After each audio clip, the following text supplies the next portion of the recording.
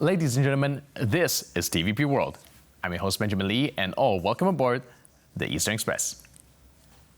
Now, in this episode, we're diving into the bustling world of Polish-Lithuanian relations, a hotbed of strategic maneuvering that's more tangled than the headphones wires in your pocket. So recently, Poland and Lithuania have been cozying up like besties at a Cold War reenactment camp. And why, you ask? Well, it turns out that when you've got a big bear like Russian growling in your backyard, you might find friends pretty quickly. Poland and Lithuania have centuries-long relations with all the highs and lows any friendship can endure. So first, let's take a look at our latest report on this history. Any two age-old European countries have shared history, but none are as closely tied as Poland and Lithuania. The start of their joint past is often attributed to the Union of Lublin in July 1569, when King Jadwiga of Poland and Grand Duke Jogaila of Lithuania were married, creating the Polish-Lithuanian Commonwealth. At its largest territorial extent, in the early years of the 17th century, the Commonwealth spanned across around 1 million square kilometers. In today's day and age, it would include the territories of Poland, Lithuania, Ukraine, Belarus, Latvia, Estonia, and parts of Russia and Moldova. Years later, Poland and Lithuania went their separate ways, with Poland being partitioned and Lithuania experiencing the Lithuanian national revival. As centuries went by, relations between the two former partners continued to deteriorate. That is, until modern times. In recent years, the Polish and Lithuanian relationship has, in a way, entered a Renaissance era. This revival is closely tied to the Russian invasion of Ukraine, which forced the whole of Europe to practice solidarity and unity. This was especially true for countries that either border Russia or Ukraine, like Poland and Lithuania. The cooperation between the two countries became so good, in fact, that Warsaw and Vilnius have been tasked with defending the eastern flank of NATO, including the essential Suwałki Gap. Recently, officials from both countries attended joint military drills in the region, further cultivating close ties and good relations between the former Commonwealth countries. And now, let's take a look at the issue in greater detail. In recent years, we've seen an abundance of high-profile bilateral visits between counterparts from Warsaw and Vilnius. From foreign ministers, the president, parliament speakers, to the prime ministers. The 2020s have certainly been a period of flourishing neighborly friendship. And why are the agenda of these power meetings so packed? Well, security, my friends, security.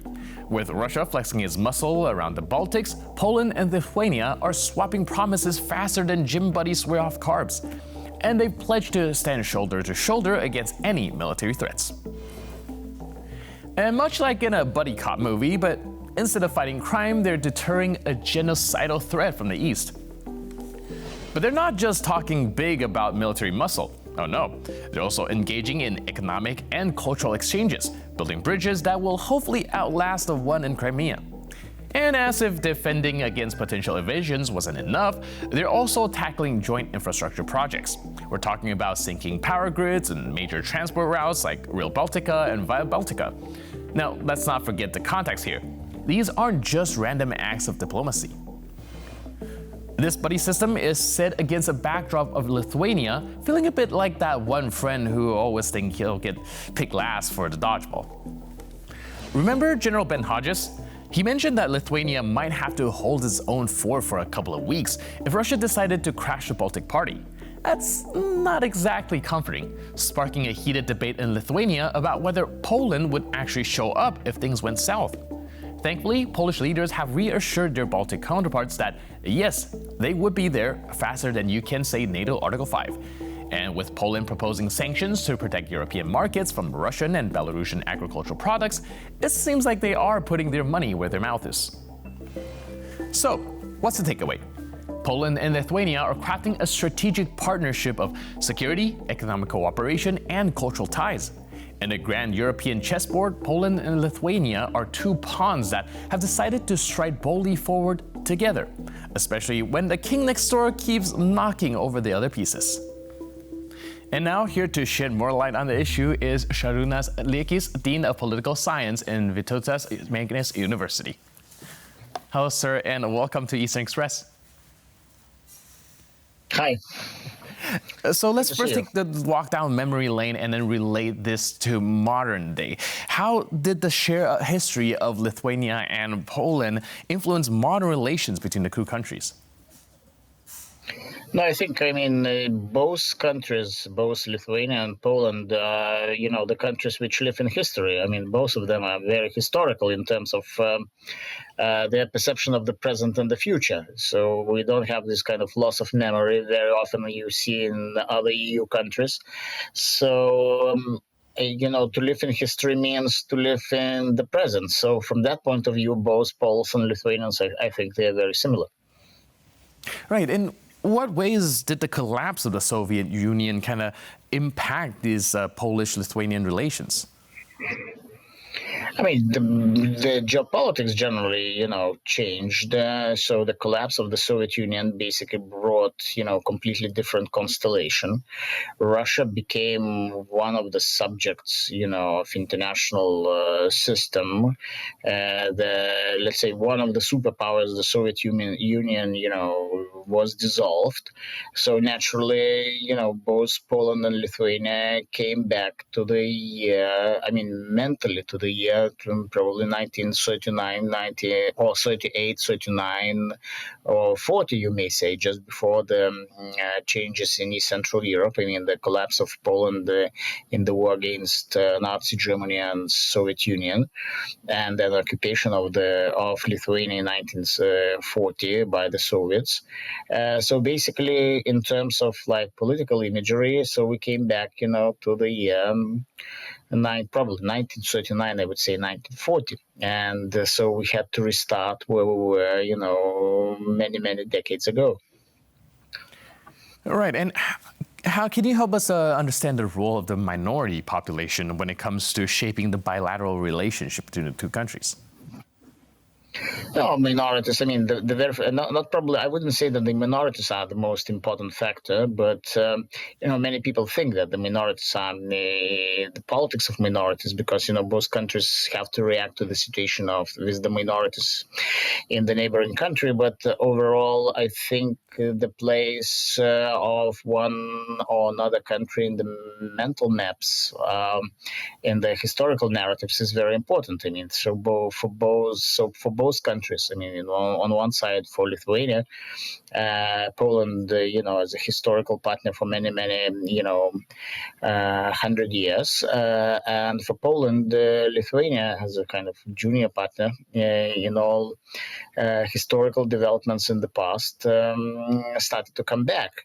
And overall, I would stress not only the fact of the minorities, but the very fact that, for example, in Lithuania, approximately 1/4, 1/3 of the population identifies in one way or another way with Poland through family relations, understanding, they track back, their family roots back to 100, 200 years. I mean, so let's say linguistic affinity. So, I mean, the number of the people who know, for example, Polish is relatively high in Lithuania. Approximately 15% people know, Polish. And naturally, the minorities, those who identify as the Poles in Lithuania and Lithuanians in Poland, naturally, they are important in the overall setup of the relationships. Usually, these relationships are not easy. I mean, the questions of minorities, they have to be solved, they have to be developed, they have to be nurtured, and it takes effort, on all sides by the politicians. Let it be in Lithuania or let it be in Poland, and this is kind of very often it's. On one side, it's very, let's say, peaceful process. On the other side, you get from time to time all kinds of conflictual situations and, misunderstandings and misinterpretations, or very often, kind of purposeful, let's say, obstruction of the relationships. But this is political life. Right, like you said, a lot of it is difficult sometimes. And when we're discussing the mental map that you mentioned and about the bilateral relations sometimes not being perceived on an equal footing, can you unpack that a little bit for us? No, I mean, it's,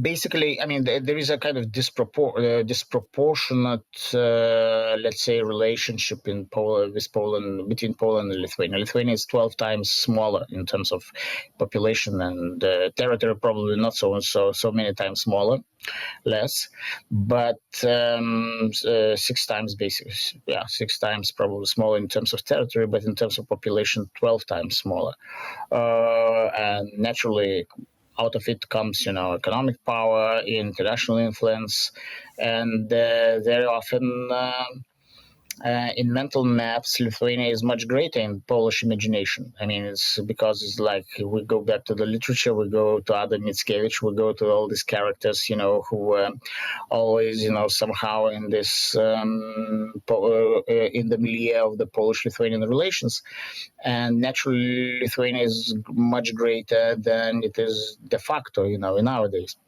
On the Lithuanian side, probably kind of imagination is more adequate because the size matters in these circumstances, and. Recent few years, which have relatively, calm and kind of constructive relationship, which started basically with the previous government and Saulius Skvernelis. Basically, this kind of relationship, continues even with the change of the governments. I mean, basically, let's say people who follow one another ideological framework, they are more inclined to be constructive and to work, with the neighboring countries than to follow kind of very often ideological cliches, and ideological mental maps I mentioned. Yeah, so most of the mental maps are ideological in character.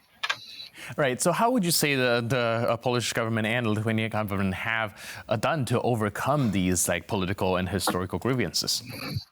I think it's. I mean, in terms of proportion of grievances to compare with, let's say, there's positive developments, I think is relatively very small. I mean, it's like in mutual relationships. So the grievances, cannot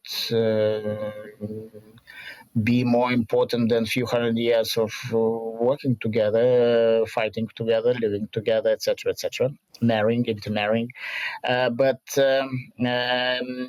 the grievances usually when it's politicians usually. I mean, the grievances are usually for the internal consumption, not actually to solve the issues. So I think this kind of constructive attitude of both governments influence greatly, the state of affairs which we have right now. I mean, which is basically Lithuania having excellent relations with the Republic of Poland, with the Republic of Poland, and vice versa. I think at present they have excellent partnership and partnership-based relations. Right, and I can imagine that the regional security cooperation is also a very big deal, especially with regarding Russia and Belarus. I can imagine that influencing Poland-Lithuanian relationship. No, naturally, I mean, the security issues, security-related cooperation, usually it brings a lot of realism into our political thinking, and realism usually is, I think, it's not only kind of idealistic imagery about each other, and overestimation, but kind of realistic, realistic assessment of capabilities and realistic assessment of the threats is of great importance to both countries to follow kind of a realistic pattern of cooperation and mutually beneficial work. I mean, including security. Right, like you said, kind of realistic, taking a look at this interaction between the two countries. I'm wondering, where do you see Poland and Lithuanian relationship down the line? I think they will continue in the same line unless we get at home some kind of political constellations where somebody would get interested in more kind of tense relations with the neighbors. But at present I don't see this happening. Right. Thank you so much for helping us unpack all this. I really appreciate your input and insight. Thanks again for being with us on Eastern Express. Okay, thank you very much for everything. And now we're moving on to the Eastern News Flash, a series of all the latest stories from the East that you don't want to miss. Ukraine was ranked in the top 6 of 43 countries for belief in democracy. Over half the Ukrainian population agrees with the phrase, democracy may have its flaws, but it is the best system of governance there is. This comes in stark contrast to another country that took part in the survey, Russia. The report says that approximately 1 in 5 Russians believes in democracy. This coincides with Ukraine trying its best to move closer to the wider West. The creators of the poll say Kyiv's strong performance comes from Ukrainians heavily supporting democratic values. This is amplified by the invasion of their country by Russia, an authoritarian regime. The poll was conducted by the Rating Sociological Group in collaboration with Gallup International as part of the End of Year 2023 project that spanned across 43 countries. The top 5 rankings include Sweden, Austria, Germany, Spain, and Switzerland. Germany, along other countries, is opposed to seizing frozen Russian assets. The reason behind the hesitation is a possible surge of new reparation claims for World War II-era crimes. The past deeds of certain countries around the world are complicating Western efforts to confiscate frozen Russian assets, says the Wall Street Journal in its latest report. In recent months, Washington has been pushing for harsher measures for dealing with Moscow in the wake of its invasion of Ukraine. This includes seizing Russian assets worth approximately $300 billion, which would partially be used to help Ukraine defend itself. However, countries like Germany, Italy, or Japan are staunchly opposed to such ideas, as using frozen Russian assets could unearth these countries' past deeds. This, in turn, could lead to new reparation claims being raised, which are likely to destabilize single currency assets. Coal production in Central Asia is on the rise, despite the mounting environmental challenges. In recent years, the region has experienced accelerated effects of global warming due to its reliance on coal power plants. According to recent reports, coal is responsible for over 40% of the total energy produced in the region, which is twice as much as 10 years ago. In 2023, Kazakhstan and Kyrgyzstan approved the construction of new coal power plants. As of now, no countries in Central Asia have any plans to decommission coal as a power source. Coal power plants have in the past been listed as one of the biggest contributors to climate change and global warming. Despite the poor outlook, Kazakhstan is determined to right their wrongs. The country's president pledged that by 2060, Kazakhstan will reach carbon neutrality. Unfortunately, that same year saw the Kazakh government order to increase its coal energy production capacity by another 4.6 gigawatts. Kyiv is planning to create its first ever all-female UAV unit. The detachment will be made up of only volunteers and will work closely with Ukraine's defense forces. In today's times, drones serve a multitude of purposes. From reconnaissance to demolition, UAVs are an essential part of any modern military. Ukraine's military officials plan for the female unit to start off small. However, if demand rises, more women will be taken on as drone pilots. Any woman can join the unit if they undergo the necessary training.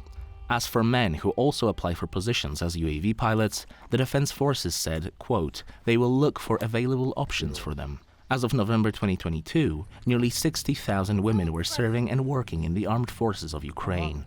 Of these, 41,000 were listed as part of the military personnel. And that's all on this episode of Eastern Express. But for more news update and commentary, please stay tuned to TVP World.